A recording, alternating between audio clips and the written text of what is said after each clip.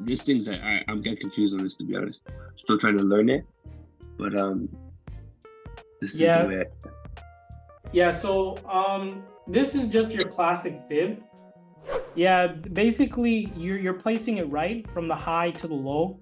And Mhm. then what people look for is the retracement up into these levels that you have there.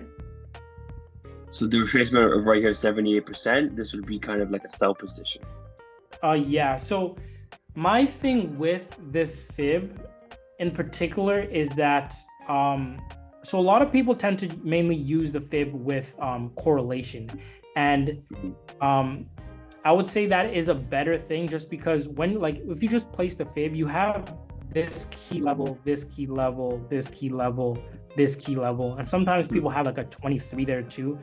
So it just creates a lot of levels, more levels that I would have to work with and stuff like that, that I would have to deduce, okay, do I want to trade from this level? Do I not? And